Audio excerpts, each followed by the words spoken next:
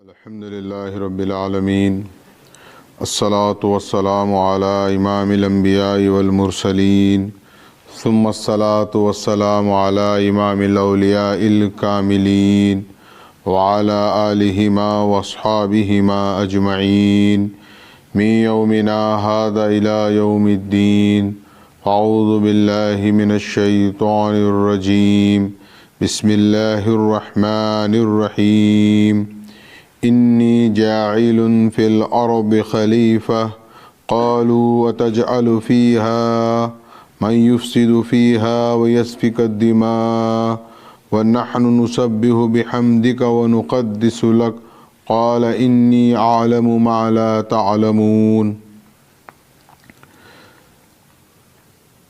تخلیق آدم کے سلسلے میں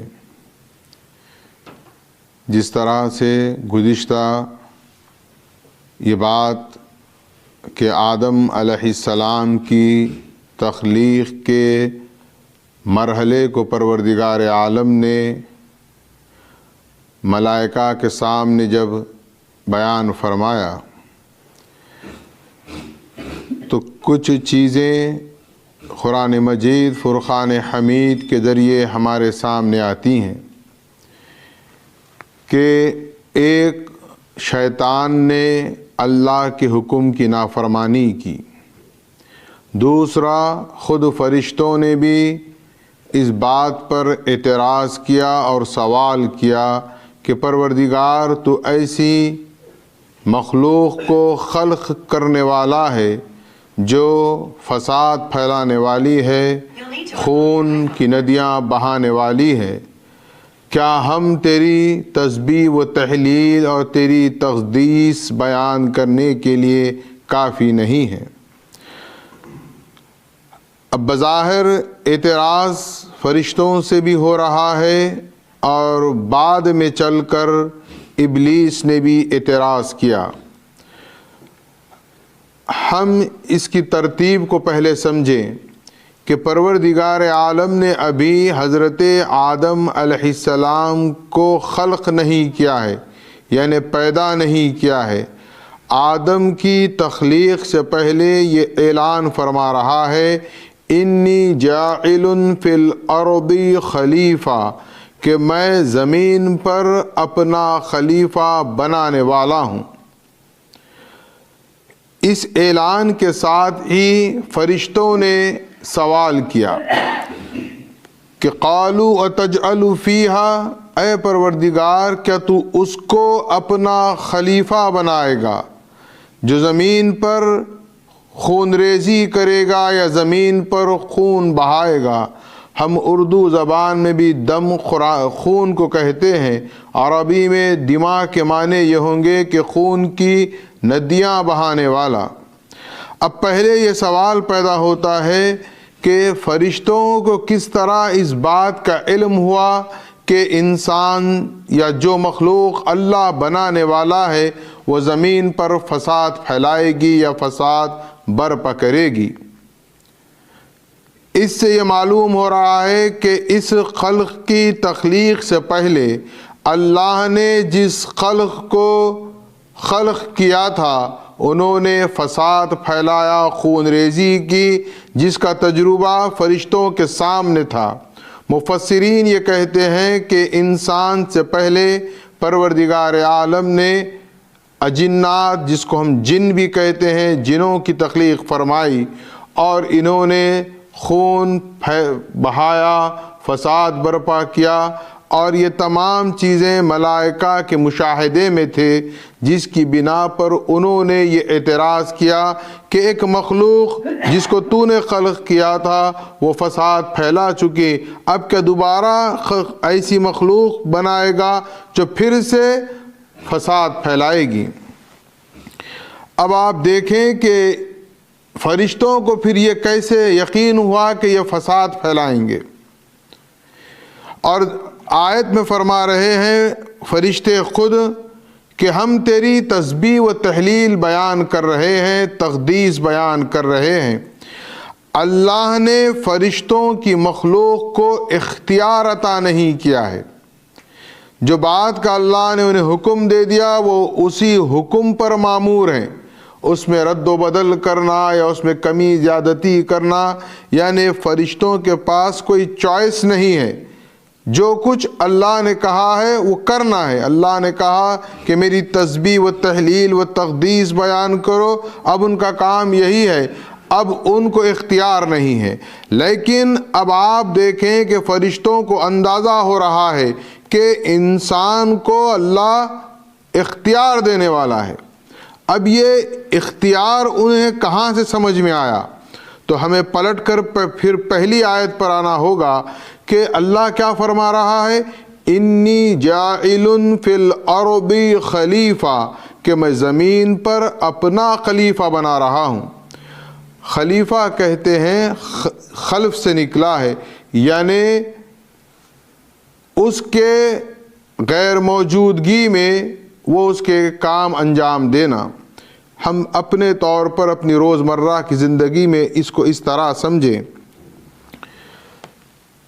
کہ آپ اگر گھر میں کہیں سفر پر جا رہے ہیں تو اپنے گھر میں یا اپنے بڑے لڑکے کو یا گھر کے کسی بھی ذمہ دار کو یہ کہتے ہیں کہ میں سفر پر جانے والا ہوں، اب میری غیر موجودگی میں گھر کے آپ ذمہ دار ہیں، یعنی ان کے جانے کے بعد یہ کیا ہو گئے، ان کے خلف ہو گئے، یہ ذمہ داری دے کر جا رہے ہیں کہ اب تمہارا اختیار ہے کہ تم گھر کو کس طرح چلاتے ہو یا دیکھتے ہو، نگرانی کرتے ہو، یہ تمہاری ذمہ داری ہے۔ اب اس میں ممکن ہے آپ ہدایت دے سکتے ہیں کہ یہ کام کیا جائے، یہ ذمہ داریاں ہیں، یہ فلاں چیز ہے، فلاں چیز ہے، روزمرہ کی ہمارے حالات زندگی کے، لیکن پھر بھی جو خلف آپ جس کو چھوڑ کر جاتے ہیں اس کو چوائس ہوتا ہے۔ ایسا نہیں کہ وہ جتنا آپ لکیر کے فقیر کی طرح وہ کام کرے گا، وقت بدلے گا، حالات بدلیں گے، اس میں تبدیلی آئے گی تو اس کو چوائس ہوگا، اس کو اختیار ہوگا۔ اب جب اللہ نے کہا کہ خلیفہ بنانے والا ہوں تو فرشتوں کو سمجھ میں آ گیا کہ اللہ ایسی مخلوق بنانے والا ہے جس کو اختیار دینے والا ہے۔ اب جب کسی کو اختیار دے دیا جائے گا، اس کو چوائس دے دی جائے گی، ممکن ہے وہ خون بہائے، ممکن ہے وہ ڈکیتی کرے، ممکن ہے وہ لوگوں کا مال ہڑپ کرے، جو چاہے کر لے، اللہ اس کو بتا دے گا کہ یہ بھلائی ہے، یہ برائی ہے، لیکن جو چوائس کا اختیار ہے وہ انسان کو اللہ نے دے رکھا ہے۔ فرشتے اسی انی جاعل فی الارض خلیفہ سے یہ سمجھ گئے کہ اب جو مخلوق خلق ہونے والی ہے وہ با اختیار ہونے والی ہے، اس کو اختیار رہے گا کہ وہ اپنی مرضی سے اپنے حالات کو درست کرے گا۔ تو فرشتوں نے اعتراض کیا۔ اب آپ دیکھیں فرشتے اعتراض کر رہے ہیں، پہلی چیز یہاں پر یہ بات بھی سامنے آ رہی ہے کہ سوال کرنا جائز ہے۔ ہم کیا سمجھتے ہیں کہ سوال کرنے کی ممانعت ہے، سوال نہیں کرنا بے ادبی ہے، بری بات ہے، ایک عجیب ماحول بنا کر رکھے ہیں کہ سلام مت کرنا، سوال مت کرنا۔ دیکھیے آپ، اللہ سے بڑھ کر کوئی ہے؟ اگر ہم سے ہمارے بچے کسی بات پر سوال کرتے ہیں تو ہم ان کو پلٹ کر ڈانٹتے ہیں، ہم ان کو جواب کیا دیتے ہیں کہ تمہاری اوقات نہیں ہے، تمہاری حیثیت نہیں ہے کہ تم ہم سے سوال کریں۔ یہ ہمارا عام طریقہ ہے، لیکن دیکھیے آپ، اللہ کے دربار میں فرشتے سوال کر رہے ہیں، اللہ نے فرشتوں کو کیا جواب دیا؟ اللہ ہے وہ، اللہ چاہتا تو یہ جواب دیتا کہ تم کون ہوتے ہو مجھ سے سوال کرنے والے، تمہاری کیا حیثیت؟ اللہ جو چاہے جواب دیتا، لیکن دیکھیے آپ، اللہ نے کیا جواب دیا؟ انی عالم ما لا تعلمون، جو میں جانتا ہوں وہ تم نہیں جانتے۔ تو گویا اللہ اپنی ذات کے متعلق یہ بات ظاہر کر رہا ہے کہ کچھ علوم ایسے ہوتے ہیں جس کا علم فرشتوں کو بھی نہیں ہوتا بلکہ اللہ ہی کو اس کا علم ہوتا ہے۔ قال، کیا فرمایا؟ انی عالم ما لا تعلمون، جو میں جانتا ہوں وہ تم نہیں جانتے۔ اب یہاں تک آپ بات کو سمجھیں کہ گزشتہ ہم نے کہا تھا کہ اللہ نے اس کی ترتیب کیسے کی؟ انی خالقم بشرم من طین، کہ میں مٹی سے بشر کو بنانے والا ہوں۔ اب یہ پہلے کیا ہوا؟ ایک اناؤنسمنٹ ہو رہا ہے، انی جاعل فی الارض خلیفہ۔ جیسے ہی اناؤنسمنٹ ہوا، فرشتوں نے اعتراض کیا کہ پروردگار کہ کیسے تو مخلوق کو بنا رہا ہے جو فساد پھیلانے والی ہے۔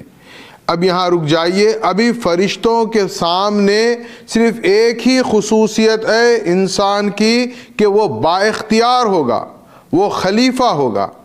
ابھی فرشتوں کو یہ نہیں پتا ہے کہ انی خالقم بشرم من طین، کہ اللہ اس مخلوق کو مٹی سے بنانے والا ہے۔ اب یہ سورہ اعراف میں اللہ بتا رہا ہے انی خالقم بشرم من طین، کہ میں جو مخلوق بنا رہا ہوں وہ مٹی سے بنا رہا ہوں۔ اور پھر کیا ہے؟ فَإِذَا سَوَّيْتُهُ، اور میں اس میں بیلنس رکھوں گا، انسان کی پرسنالٹی میں بیلنس ہوگا۔ اور پھر اس کے بعد کیا فرمایا؟ وَنَفَخْتُ فِيهِ مِن رُوحِي، کہ میں اس میں اپنی روح ڈالنے والا ہوں۔ یہ تین چیزیں ادھر بیان ہو رہی ہے، ایک بات ادھر سورہ بقرہ میں بیان ہو رہی ہے، یعنی انسان با اختیار ہوگا، انسان کو چوائس ہوگی کہ وہ اچھائی کو قبول کرے یا برائی کو قبول کرے، یہ اس کا اختیار ہوگا۔ وہ حق کو مانے یا حق کا انکار کرے، یہ اس کا اختیار ہوگا۔ پھر دوسری خصوصیت کیا ہے انسان کی؟ کہ انسان کو اللہ مٹی سے بنا رہا ہے، بشر مٹی کا پتلا ہوگا۔ اب اس کے بعد تیسری خصوصیت کیا ہے؟ کہ وَإِذَا سَوَّيْتُهُ، اور جب میں اس میں بیلنس رکھ دوں گا، یعنی اس میں اعتدال رہے گا، وہ ہر معاملے میں معتدل ہوگا، اس کے اندر ایک بیلنس ہوگا۔ پھر اس کے بعد کیا ہے؟ وَنَفَخْتُ فِيهِ مِن رُوحِي، اب ایک خاص بات ہے کہ میں اس میں اپنی روح کو ڈالوں گا۔ تو یہ چار چیزیں ہو گئی۔ ان چاروں سے میں جب پہلی بات کا اللہ نے ذکر کیا تو فرشتوں نے اعتراض کیا کہ ایسا کیسے؟ تو اللہ نے کیا جواب دیا؟ انی عالم ما لا تعلمون، جو میں جانتا ہوں وہ تم نہیں جانتے۔ اب آپ چلے جائیے اسی ماحول میں کہ اللہ نے کیا کیا؟ پہلے ارواح کو خلق کیا ہے، سب کی روحیں موجود ہیں، آپ کی میری، جتنے لوگ حضرت آدم سے لے کر قیامت تک پیدا ہونے والے ہیں، تمام کی ارواح موجود ہے وہاں پر۔ ابھی جسم نہیں بنا ہے، ابھی روح کی شکل میں تمام انسان موجود ہیں وہاں پر۔ اور ادھر فرشتوں نے کہا، اعتراض کیا، تو اللہ نے کیا فرمایا کہ جو میں جانتا ہوں وہ تم نہیں جانتے۔ اب دیکھیے اس کے بعد اللہ نے آدم علیہ السلام کا تعارف کروایا۔ اب پہلے کیا ہوا؟ وَعَلَّمَ آدَمَ الْأَسْمَاءَ كُلَّهَا، اللہ نے آدم کو تمام اسماء سکھا دیے، تمام اسماء بتا دیے۔ اب یہ اسماء میں اتنی گہرائی ہے کہ آپ کا، میرا، تمام لوگوں کا اللہ نے حضرت آدم کو نام بتایا، ان کی تمام زندگی کے احوال بتا دیے، اچھائی بتا دی، برائی بتا دی، اور جتنے علوم قیامت تک انسان اپنی جد و جہد سے ایجاد کرے گا وہ تمام علوم بتا دیے، یعنی تمام چیزیں اللہ نے آدم کو بتا دی۔ یہ انسان کی خصوصیات سے، انسان کے اسماء سے، ان کے حالات زندگی سے کون بے خبر ہیں؟ فرشتے بے خبر ہے۔ اللہ نے راست آدم کو سکھایا۔ مقام خلیفۃ اللہ کا پہلا منصب یہ ہے کہ اللہ نے آدم اور اپنے درمیان کسی فرشتے کو نہیں رکھا، بلکہ راست اللہ نے آدم کو علم عطا کیا۔ اب یہ جب ہو گیا، یہ پروسیس کمپلیٹ ہو گیا، اب آدم سے اللہ نے کہا کہ ان فرشتوں سے اب تم پوچھو، ثم عرضهم علی الملائکہ، تم فرشتوں سے پوچھو کہ یہ جو باتیں، یہ جو علم اسماء کا یا جو ہے جو مجھے ملا ہے، کیا تم جانتے ہو؟ دیکھیے آپ، اسم ہم خود اردو میں بھی کہتے ہیں، نام کے معنی اسم کے ہیں، لیکن اسم کے معنی عربی میں خصوصیت کے بھی آتے ہیں، انسان کی خصوصی علامت کے بھی آتے ہیں۔ اب وہاں انسانوں میں کون کون ہے دیکھیے آپ، حضرت ابراہیم علیہ السلام بھی ہیں، حضرت موسیٰ علیہ السلام بھی ہیں، محمد الرسول اللہ صلی اللہ علیہ وسلم بھی ہیں، اولیاء اللہ بھی ہیں، صالحین بھی ہے، گنہگار بھی ہے، متقی بھی ہے، پرہیزگار بھی ہے، ہر وضع کا، ہر قسم کا شخص انسان بحیثیت بحالت روح موجود ہے۔ اب یہ تمام چیزیں جب آدم نے فرشتوں سے پوچھا تو کیا کہا فرشتوں نے؟ قالوا سبحانک لا علم لنا الا ما علمتنا انک انت العلیم الحکیم۔ فرشتے صاف اس بات کا اعتراف کرتے ہیں کہ پروردگار ہمیں اس بات کا بالکل علم نہیں تھا، تیری ذات پاک ہے، سبحان ہے، ہمیں اس کا علم نہیں تھا۔ تو اب یہاں پر یہ بات بھی سامنے آ رہی ہے کہ ایک فرشتوں کی ایک سنت، ایک صفت ہمارے سامنے آ رہی ہے، ہم اس پر غور کریں کہ یہ ہمارے لیے کیا سبق لے کر آ رہی ہے۔ آج ہم جب اپنے آپ میں اس صفت ملائکہ کو دیکھتے ہیں تو اس کا بڑا فقدان ہے۔ مسئلہ یہ ہے کہ بہت ساری چیزوں میں ہمیں اس کا علم نہیں ہوتا، لیکن ہم اپنی برتری کے لیے کہتے ہیں کہ مجھے سب معلوم۔ دیکھیے یہ سب معلوم ہی سب فساد کی جڑ ہے اصل۔ آپ کو اعتراف کرنا ہے، اگر مجھے نہیں معلوم تو نہیں معلوم۔ ہر کوئی ہر علم کا ماہر نہیں ہوتا، لیکن آج ہماری صورتحال کیا ہے؟ ہم سمجھتے ہیں تمام علوم کا ماہر میں خود۔ اب اگر کوئی مجھ سے سوال کر لے مثال کے طور پر کسی موضوع پر، جبکہ میری وہ فیلڈ نہیں ہے، تو میرا اپنا طریقہ کیا ہونا ہے؟ معلمتنا، مجھے اس کا علم نہیں ہے، یہ میرا جواب ہونا چاہیے۔ میں کیا جواب دوں گا؟ نہیں، اس کا ایسا ہے، اس کا ویسا ہے، اس کا ویسا ہے۔ ایک عجیب و غریب منطق، نہ پیر نہ سر بات کرتے ہیں۔ کیوں؟ کیونکہ ہم یہ ظاہر کرنا چاہتے ہیں سامنے والے پر کہ میں بہت بڑا عالم ہوں۔ آپ اعتراف کریے کہ جو چیز معلوم ہے معلوم ہے، جو نہیں معلوم نہیں معلوم۔ یہ اگر ہم اختیار کر لیں گے تو بہت سے مسائل حل ہو جاتے ہیں۔ مسائل پیدا اسی وجہ سے ہوتے ہیں کہ نامعلوم ہونے کے باوجود یہ کہنا اور یہ بتانا کہ مجھے ہی معلوم، یہ بڑا مسئلہ ہے، یہ بہت عجیب مسئلہ ہے۔ میں اس مسجد میں 2-3 چیزاں میں نے غور کیا تو مجھے بڑا تعجب، وہاں ہماری ذہنیت، ہم کدھر جا رہے ہیں۔ ایک واقعہ میں اس مسجد کا یہاں کا آپ کے سامنے رکھتا ہوں، آپ غور کریں کہ کیا واقعے میں یہ ہماری کیفیت ہو گئی۔ ہمارے مفتی ضمیر مہدی 8-10 سال بیچارے محنت کرے، مشقت کر کے علم فقہ حاصل کرے، اب وہ کتنے کتب پڑھے ہیں، کیا پڑھے ہیں، یقین مانیے مجھے نہ اندازہ ہے نہ میں پڑھا ہوں۔ وہ بیچارے محنت کرے، علم حاصل کرے۔ ایک مرتبہ مغرب میں نماز کی یہاں صف بندی ہو رہی تھی، ایک نے اپنے ساتھ چھوٹے سے بچے کو لایا اور انہوں نے بڑوں کے ساتھ کھڑا کر دیا صف میں۔ ایک صاحب نے اعتراض کیا اور نماز کے بعد کہ یہ غلط ہے، آپ ایسا بچے کو بیچ میں نہیں رکھنا، پیچھے ٹھہرانا۔ دونوں عام ہو گئے۔ وہ جس نے سوال کیا انہوں نے کہا مفتی صاحب ہے، مفتی صاحب سے پوچھو۔ سمپل ماحول ہے دیکھیے ابھی تک۔ مفتی صاحب نے جواب دیا نہیں، بات غلط ہے، آپ کو چاہیے تھا کہ آپ بچے کو پیچھے رکھتے۔ اب جو صاحب بچے کو لائے تھے ان کا جواب، انہوں نے جواب دیا میں کہیں بھی نہیں پڑھا ایسا۔ یہ حالت ہے ہماری، ہم وہ سبجیکٹ ہمیں معلوم نہیں لیکن بولنا معلوم۔ اب میں سن رہا تھا یہ تمام چیزیں، تو آپ اندازہ کریں کہ یہ ایک مثال دیا ہوں میں آپ کو، ہر مسئلے میں یہی مسئلہ، ارے ان کو کیا معلوم، ارے وہ بیچارہ محنت کرا، ڈاکٹر بنا، MBBS ہوا، وہ کتنی محنت کے بعد، اب آپ جا کر اس کو کہیں گے کہ انجیکشن دینا تجھے نہیں آتا، میرے کو معلوم۔ یہ حالت ہے ہماری۔ تو آپ دیکھیں یہ نہیں ہونا چاہیے. کیا ہونا چاہیے؟ جو آتا ہے, جو نہیں آتا وہ نہیں آتا. اب دیکھیے آپ, اس کے بعد میں اللہ نے آدم سے کہا کہ اب تم فرشتوں کو بتاؤ.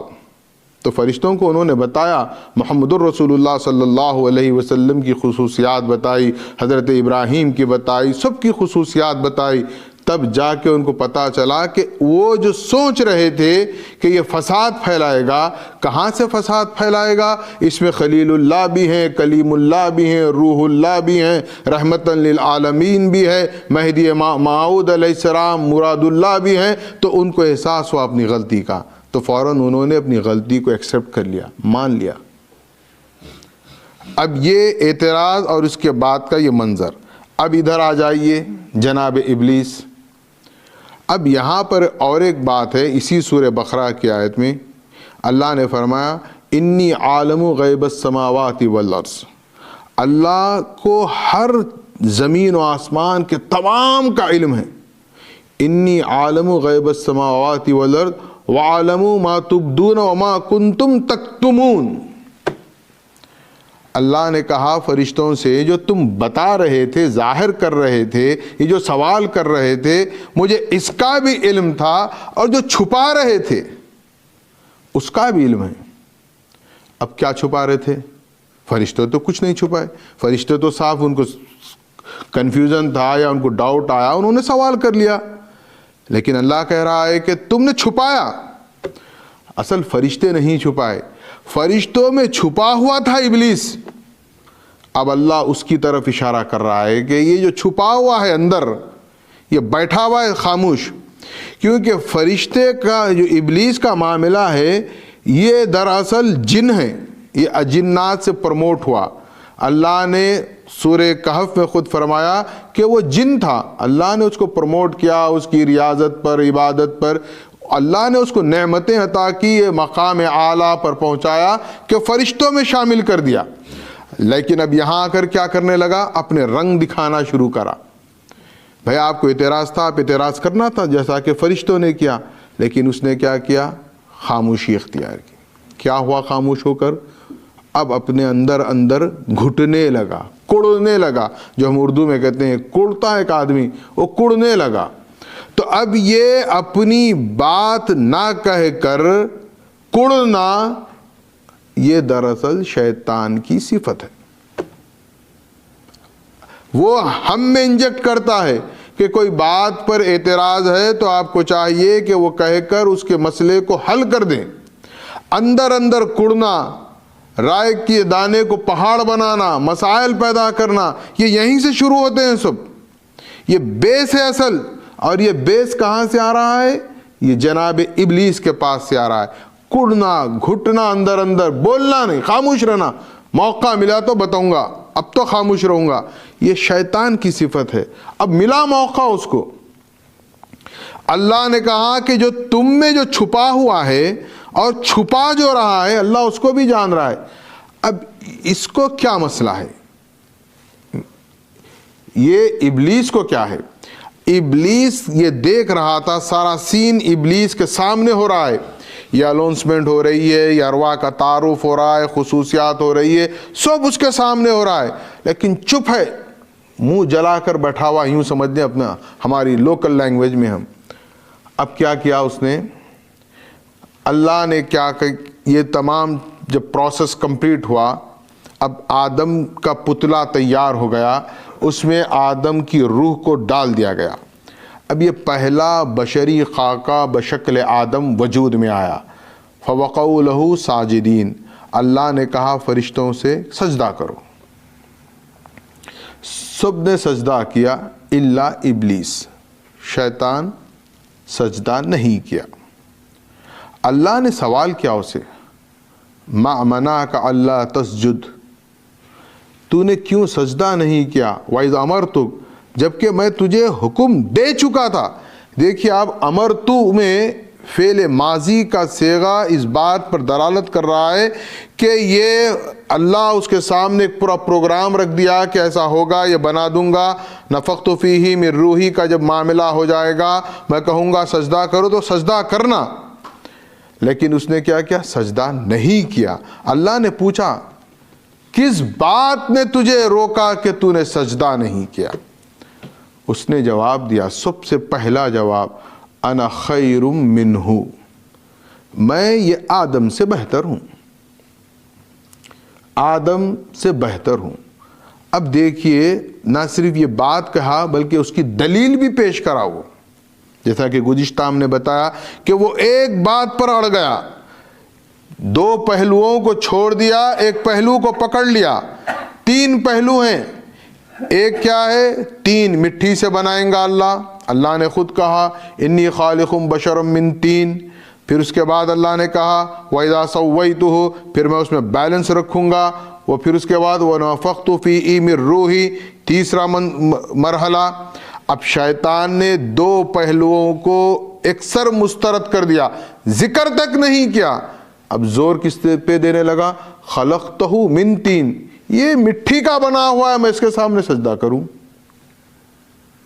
تو یہ ہم نے گزشتہ یہ بات سمجھی تھی کہ یہ بھی ایک شیطان کی سنت ہے کہ کئی پہلوؤں میں اپنے کام کا پہلو لے کر کسی سے مقابلہ کرنا یا کسی کو ٹارگٹ کرنا، یہ شیطان کی سنت ہے۔ جبکہ چاہیے کیا؟ ہر پہلو کو دیکھ کر آپ کو بات کرنا ہوگا کہ نہیں مجھے یہ بات سمجھ میں آ گئی، یہی صحیح ہے۔ یہ مسئلہ دراصل جناب ابلیس کا ہے۔ تو اب آپ دیکھیں کیا کہہ رہا ہے، انا خیر منہ، یہ کیا ہے؟ دیکھیے اب آپ اس میں سمجھیے، یہ جنوں میں سے اس کو نکال کر فرشتوں میں بٹھا دیا، اس کو ایک اعلیٰ منصب دے دیا اللہ نے، ٹھیک ہے؟ اب یہ آدم بھی بن گئے، مٹی کے بنے، اس میں بیلنس سویتہ، اس میں تسویہ رکھا، بیلنس رکھا، روح کو ڈال دیا۔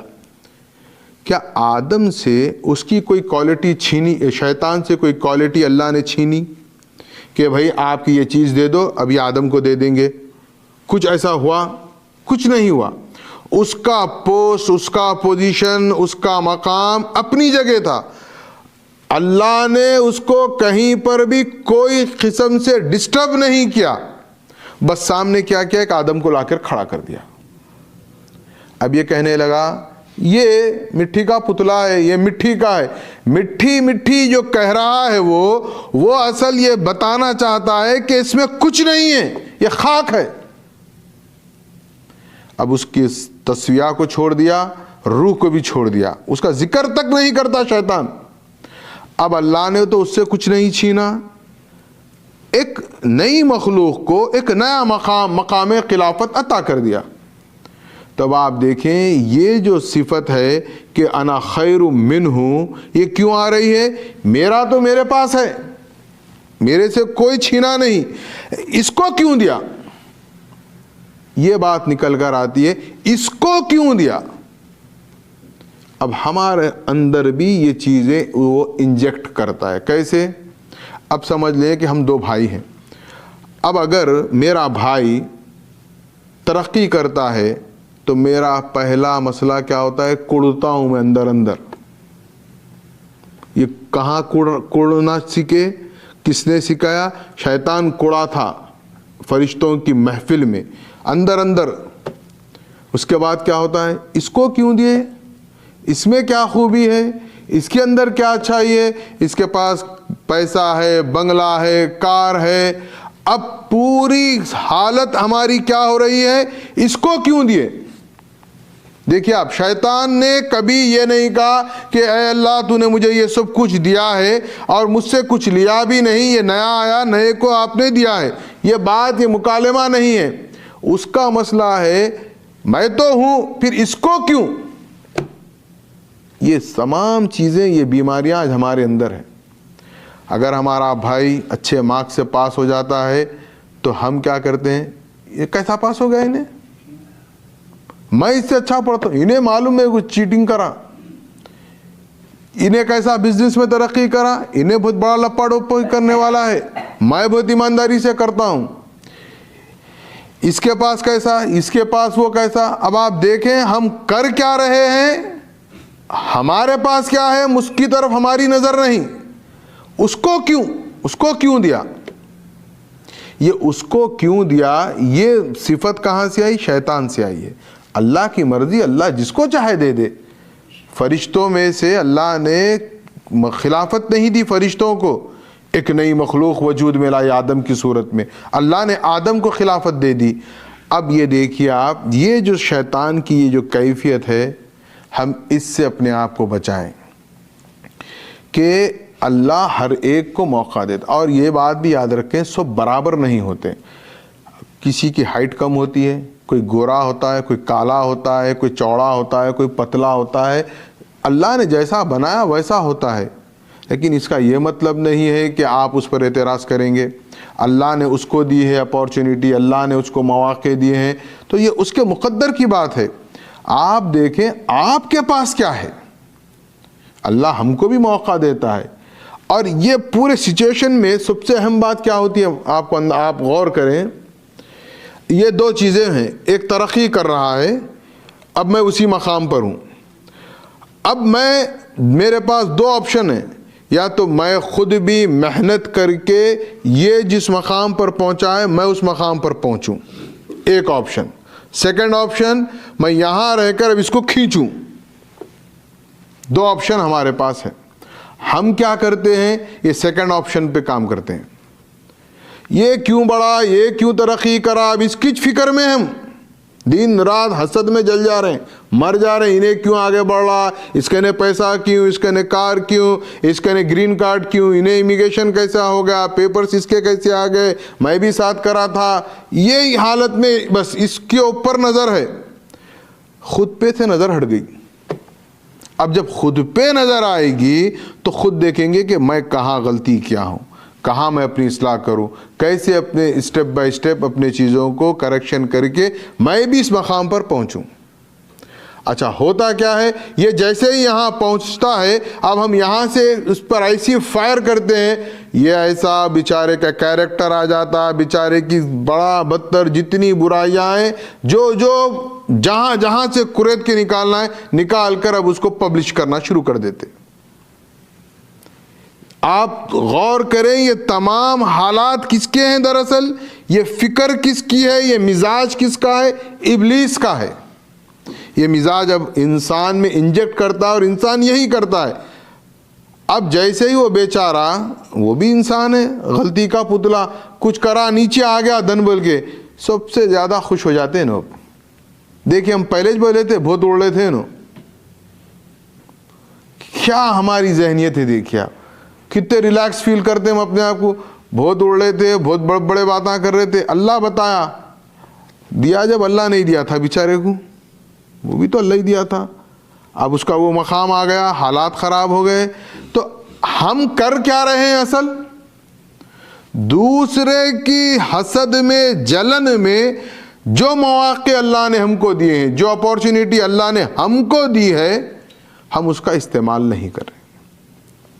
ایک دانہ اللہ دونوں کو دیتا ہے، ایک کیا کرتا ہے، اس سے ایک دانے سے ایک کھید کر لیتا ہے، ایک کیا کرتا ہے، وہ ایک دانے کو ہی ضائع کر دیتا ہے۔ ہم ضائع کر کے کہتے ہیں کہ ہمارے پاس نہیں ہے، اللہ سب کو مواقع دیتا ہے، سب کو اللہ، کسی کو اللہ ایسا نہیں ہے موقع نہیں دیتا۔ آپ اس کو مانے یا نہ مانے، اس سے اس کا کوئی تعلق نہیں ہے۔ مثال کے طور پر کیا فرعون اللہ کو مانتا تھا؟ اتنی بڑی بادشاہت دے دی اللہ نے اس کو، وہ تو اتنا بڑا سرکش تھا کہ خود خدائی کا دعویٰ کر دیا، تو کیا اللہ نے اس کی دولت چھین لی؟ کیا بولے تخت سے اتر جا؟ کچھ اس کے ساتھ ہوا؟ موسیٰ آئے پیغمبر بن کر دعوت دی ہدایت کے لیے، وہ نہیں مانا، تب جا کے اس کو غرق کیا۔ کیا اس کو اللہ نے حکومت چھین لی؟ کیا اس کو غربت دے دی؟ آج کتنے کفار ہیں، کتنے غیر مسلم ہیں جو اللہ کا انکار کرتے ہیں، کیا اللہ ان کو حکومتیں عطا نہیں کر رہا ہے؟ سب دے رہا ہے، سب کو اللہ موقع دیتا ہے۔ ہم دیکھیں کہ ہم کو جب موقع دے رہا ہے، ہم اس کا استعمال کرنے میں مصروف ہیں یا اس کی ٹانگ کھینچنے میں مصروف ہیں۔ تو یہ کہاں سے آیا یہ مسئلہ ہمارے اندر؟ ابلیس کے پاس سے آیا۔ تو اب ابلیس نے کہا انا خیر منہ خلقتہ من طین، اس کو تو نے مٹی سے بنایا۔ ایک آخری بات کہہ کر میں آج کے اس موضوع کو سمٹ دیتا ہوں۔ آپ دیکھیں یہ شروع سے میں ایک بات کہہ رہا ہوں کہ شیطان کا فوکس کس پر ہے؟ تو مٹی سے ہے، تو مٹی سے ہے۔ کیا چیزوں کو وہ ڈینائی کر رہا ہے؟ تسویہ کو ڈینائی کر رہا ہے اور روح کو ڈینائی کر رہا ہے۔ اب ہم آج اپنے آپ پر غور کریں، ہم اپنے آپ کو کس اینگل سے دیکھ رہے ہیں؟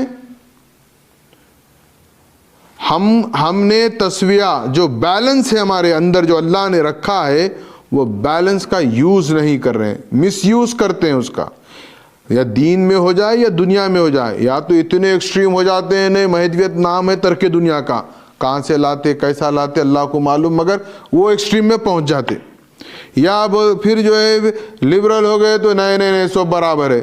بیلنس نہیں رہا۔ دیکھیے آپ، بیلنس ہونا ہے آپ کو، دین میں بھی دنیا میں بھی بیلنس ہونا ہے، ہر چیز میں آپ کہ ہمارے اندر ایک بیلنس ہونا ہے۔ ہم کیا کہ وہ بیلنس ہمارے پاس اب کاؤنٹنگ میں نہیں ہے، ہمیں احساس ہی نہیں ہے کہ ہمیں بیلنس کرنا ہے۔ اب روح اس کے آگے کی بات ہے، روح اس کے آگے کا مقام ہے۔ شیطان ہمیں کہاں لا دیا؟ مٹھی کیا ہے؟ یہ کیا ہے مٹھی سے مراد؟ یہ جانوروں کی کیفیات و صفات مٹھی میں ہوتی ہیں جو اللہ نے ہم میں رکھی ہے، لیکن رکھ کر کیا کیا اللہ نے؟ بیلنس دیا۔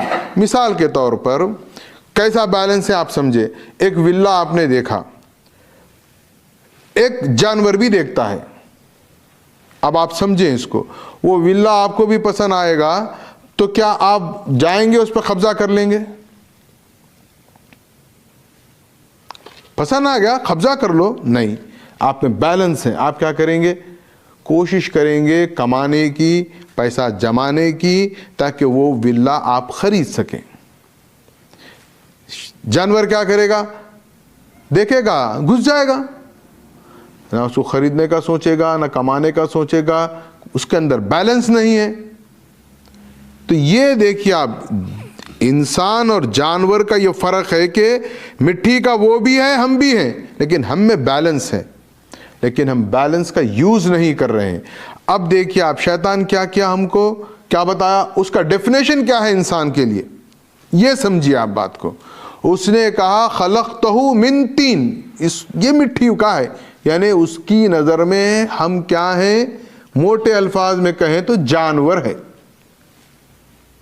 اگر تسویہ کا، روح کا اگر وہ ذکر کر دے گا تو وہ درجات و مقام اعلیٰ ہو جائیں گے۔ اب اس نے پوری انسانیت کو اسی پر لگا کر رکھا ہے۔ ہر کسی کے پاس کیا ہے؟ اپنے جسم کی فکر ہے، باڈی بلڈنگ، جسم کو سنوارنا۔ کتنے بڑے بڑے مہنگے مہنگے پارلرز وجود میں آ گئے ہیں۔ کیا ہوتا ہے اس میں؟ جسم کو سنوارا جاتا ہے۔ میں یہ نہیں کہہ رہا ہوں کہ مت سنواریے، میں آپ کو بتانا چاہ رہا ہوں کہ ہم کہاں رکے ہوئے ہیں اور کہاں ہم کو سفر کرنا ہے۔ ہماری پوری ترکیز، پوری کوشش کس پہ ہے؟ جسم پہ ہے۔ یہ مٹی کے جسم پر لگ گئے ہم۔ شیطان کیا ہمارا تعارف کیا کیا؟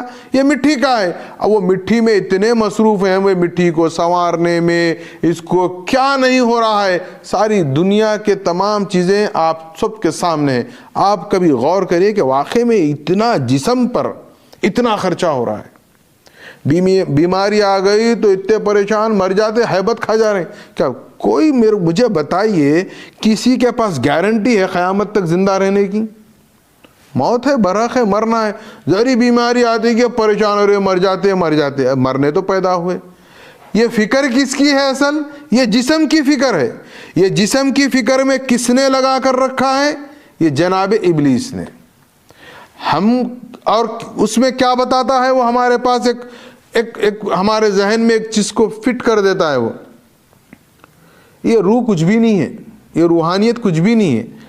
دیکھیا وَنَفَخْتُ فِيهِ مِن رُوحِي، یہ درجے عالی آپ کو جو ملا ہے وہ نفخت فیہ من روحی، روح کی وجہ سے ملا ہے۔ لیکن آج ساری انسانیت دشمن کس کی بن گئی؟ روح کی بن گئی۔ روح کی بن گئی سے مراد روحانیت کی دشمن بن گئی۔ قرآن حدیث میں ہمارے تعلیمات میں یہ بات ہے کہ روح کو آپ پروان چڑھائیں، روح کو مضبوط کریں، روح کو سنواریں، یہ باتیں ہیں ہمارے پاس، لیکن ہماری ترکیز کیا ہے، ہمارا فوکس کیا ہے؟ روح کی طرف ہمارا کوئی فوکس نہیں ہے، سارے کا سارا فوکس ہمارا جسم پہ آ گیا۔ بیلنسنگ تو ہماری بیلنسنگ ایسی آؤٹ ہے کہ بس اس کا تو پوچھنا ہی نہیں، یا تو ادھر یا تو ادھر، بیلنس میں آنے کو ہم تیار ہی نہیں۔ تو یہ دراصل یوں سمجھ لیں، ہم آج ماڈرن زبان میں کہیں تو ایک دجالی مشن کے شکنجے میں ہم پھنس گئے ہیں کہ بس پورا فوکس جسم پر، یہ اس نے بتایا۔ لیکن ایک بات یاد رکھیں، یہ شیطان کو کیوں اتنا اترانا ہے؟ وہ بہت قابل ہے، اگر آپ اس کے دلائل کو قرآن کی روشنی میں دیکھیں۔ کیا کہا؟ خلقتنی من النار، مجھے تو نے آگ سے بنایا۔ آگ کیا ہوتی ہے؟ آگ کا شعلہ اوپر جاتا ہے، آگ کبھی نیچے نہیں آئے گی، وہ بھڑکتی ہے، اوپر جاتی ہے۔ مٹی کیا ہوتی ہے؟ نیچے جاتی ہے، پست ہوتی ہے۔ تو اب وہ یہ بتا رہا ہے کہ میں یہ اعلیٰ ہوں، یہ پست ہے۔ مری اللہ ہے، دیکھیے آپ، اللہ رب العالمین ہے، کیسا قادر ہے۔ اس نے کہا اچھا اتنا تجھے گھمنڈ ہے، اتنا تجھے زعم ہے، اب آپ دیکھیں یہ آگ بجھتی کس سے ہے؟ یہ بھڑکے گی، یہ مٹی ڈال دو آگ بجھ جاتی ہے۔ یعنی یہ شیطان کے مارنے کا عنصر، اس کا کیمیکل کہیے، اس کا ویپن کہیے، ہتھیار کہیے، کس کے پاس ہے؟ ہمارے پاس ہے۔ کیا ہے وہ؟ خود ہماری یہ مٹی۔ وہ ہمیں مٹی مٹی کہہ کر چڑھا رہا ہے، دراصل مذاق اڑا رہا۔ ہم کیا کریے؟ اسی مٹی سے اس کو ختم کرنے کی کوشش کریں۔ اور دوسری اہم بات کیا ہوتی ہے؟ یہ آگ اور مٹی کا جب مقابلہ ہوگا تو کیا ہوتا ہے؟ اگر آگ اور مٹی میں تصادم ہو جائے گا تو مٹی میں اور نکھار پیدا ہوتا ہے، مٹی اور خوبصورت ہو جاتی ہے، اس کے برتن بنتے ہیں۔ کیسے بنتے ہیں؟ آگ کی سپورٹ سے ہیں۔ یعنی یہ جتنا آپ کو تنگ کرے گا، آپ جتنا اس سے فائٹ کریں گے، اتنے سنوریں گے آپ۔ مگر ہم کیا ہے؟ ڈر کے مر جا رہے ہیں بس اس سے، شیطان شیطان شیطان۔ ڈرنے کی ضرورت نہیں، ہمارے پاس ہے اس کا بارود کہہ لیجئے آپ، اس کا ہر چیز ہمارے پاس ہے، ہم اس کا استعمال نہیں کر رہے ہیں۔ اب یہاں پر میں یہ بات کو روکتا ہوں، آگے انشاءاللہ العزیز آگے کی نشست میں یہ آدم کے تخلیق پر یہ جو شیطان کا مکالمہ ہو رہا ہے، یہ جو انکار کر رہا ہے، اس کے اور جو پہلو ہیں انشاءاللہ العزیز آپ کے سامنے رکھتا ہوں۔ آخر میں گزشتہ میں نے خود ایک سوال اٹھایا تھا کہ ہمارا عقیدہ ہے کہ آقا کونین احمد مجتبیٰ محمد مصطفیٰ صلی اللہ علیہ وسلم افضل الانبیاء ہیں، لیکن قرآن سے یہ ثابت نہیں ہے کہ ملائکہ نے محمد الرسول اللہ کو سجدہ کیا، بلکہ یہ ثابت ہے کہ فرشتوں نے، ملائکہ نے آدم کو سجدہ کیا۔ اب پھر حضور کیسے آدم سے افضل ہوئے؟ اب اس سلسلے میں دیکھیے آپ، ہم کیا کرتے ہیں، کوئی چیز اگر ہمیں سمجھ میں نہیں آتی تو ہم میں اگر یوں کہوں تو غلط نہ ہوگا، ہم دوسرے والوں کی دکانوں سے سامان لا کر یہ بتاتے ہیں کہ یہ ہمارا سامان ہے۔ یہ بالکل غلط ہے۔ ہم مہدوی ہیں تو پورے ڈٹ کر رہیں۔ مہدی علیہ السلام نے اس قرآن کو عشق نامہ کہا ہے، ہمارے نظریات، ہمارے عقائد کی یہ اساس ہے، یہ بیس ہے، یہ بنیاد ہے، اس کو سمجھیں۔ اب ایک طبقہ عالم اسلام کا کہتا ہے کہ اس لیے حضور افضل الانبیاء ہوئے کہ دراصل وہ سجدہ جو تعظیماً آدم کو ہو رہا تھا، دراصل آدم کے اندر نور محمدی جلوہ گر تھا، تو اللہ نے نور محمدی کو سجدہ کروایا۔ یہ ایک عام بات ہے، یہ ایک مکتب فکر ہے، وہ یہ کہتا ہے۔ کچھ اس میں مزید یہ کہتے ہیں نہیں، صلب آدم میں نور محمدی منتقل ہو گیا تھا تو اس کی بنا پر آدم کو فضیلت ہوئی، لیکن حقیقت میں وہ آدم کے واسطے سے، وسیلے سے، وہ محمد الرسول اللہ صلی اللہ علیہ وسلم کے نور کو یا آپ صلی اللہ علیہ وسلم کو سجدہ کیے ہیں۔ یہ عجیب لاجک ہے. دیکھیے آپ, مجھے تو یہ لاجک سمجھ میں نہیں آتی, اس کا کوئی بیس نہیں ہے. ہمارا بیس ہمارے نظریے کا, ہمارے عقیدے کا قرآن ہونا ہے. آپ کے ذہن میں یہ ہے کہ پہلے اللہ نے کیا کیا تھا؟ ارواح کو خلق کیا, اس کے بعد یہ بھی پتلا بنے گا. ٹھیک ہے, اب ارواح بن گئی, آپ میں ہم تمام ہیں, سب کے سامنے ہو رہا ہے. اب ہمیں یاد نہیں ہے, وہ الگ مسئلہ ہے. یاد کیسا ہوتا ہے میں انشاءاللہ العزیز آئندہ نشست میں بتاؤں گا, کیونکہ وقت زیادہ ہو رہا ہے. میں صرف یہ بات کر کر اپنی بات ختم کر دیتا ہوں. لیکن وہ دن بھی ہم یاد کر سکتے ہیں جو عالم ارواح کا ہے. اب آ جائیے بہرحال آدم سے رسول اللہ کیسے افضل ہیں. یہ جو نظریہ ہے کہ نور محمدی کو منتقل کیا فلاں فلاں, یہ نہیں. اب آئیے میں اپنے طور پر جو چیز قرآن سے مجھے سمجھ میں آئی ہے میں آپ کے سامنے رکھ رہا ہوں. عالم ارواح میں پروردگار عالم نے تمام انبیاء سے ایک عہد لیا, ایک وعدہ لیا, جس کو عہد میثاق کہتے ہیں. ٹھیک ہے, قرآن میں ہے یہ, سورہ آل عمران کی آیت نمبر 81. کیا ہے؟ وَإِذْ أَخَذَ اللَّهُ مِيثَاقَ النَّبِيِّينَ لَمَا آتَيْتُكُم مِّن كِتَابٍ وَحِكْمَةٍ ثُمَّ جَاءَكُمْ رَسُولٌ مُصَدِّقٌ لِّمَا مَعَاكُمْ.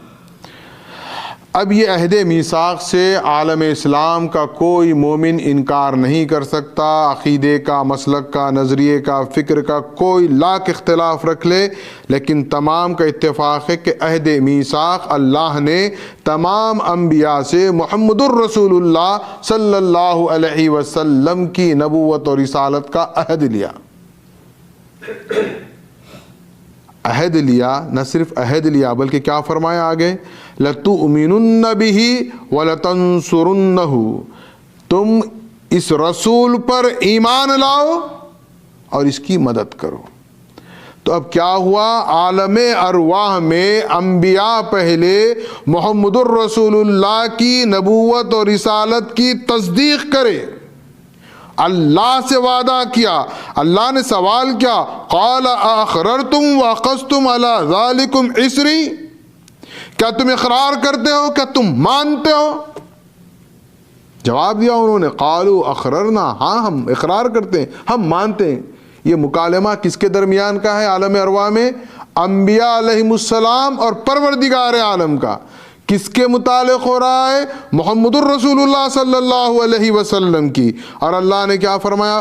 قال فاشهدوا وانا معاكم من الشاہدین, اور کہا پس تم گواہ رہنا, اب تم گواہ رہنا, اور ایسے نہیں بلکہ تمہاری گواہی میں میں بھی ساتھ ہوں. وانا معاكم من الشاہدین. یہ آیت.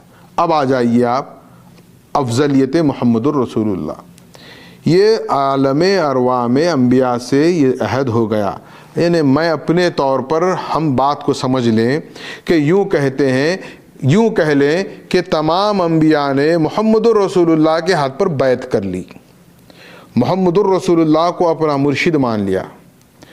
اب بتائیے یہ تمام کیا ہوئے؟ محمد الرسول اللہ کے مرید ہو گئے. انہوں نے وعدہ لیا, عہد کیا کہ اللہ کے سامنے کہ رسول اللہ ہمارے رسول ہیں, نبی ہیں. اب ادھر جب اس میں آدم بھی ہیں, ابراہیم بھی ہیں, نوح بھی ہیں, اسماعیل بھی ہیں, داؤد بھی ہیں, عیسیٰ بھی ہیں, موسیٰ بھی, سب ہیں. اب ان میں سے اللہ نے آدم کی روح کو اس مٹی کے پتلے میں منتقل کیا. تو اب آپ غور کریں کہ آدم کو جو سجدہ ہو رہا ہے وہ آدم ہی کو ہو رہا ہے, لیکن آدم کے نبی کون ہیں؟ محمد الرسول اللہ صلی اللہ علیہ وسلم. تو مرید کو جب سجدہ ہوگا تو مرشد کتنا اعلیٰ و عرفہ ہوگا.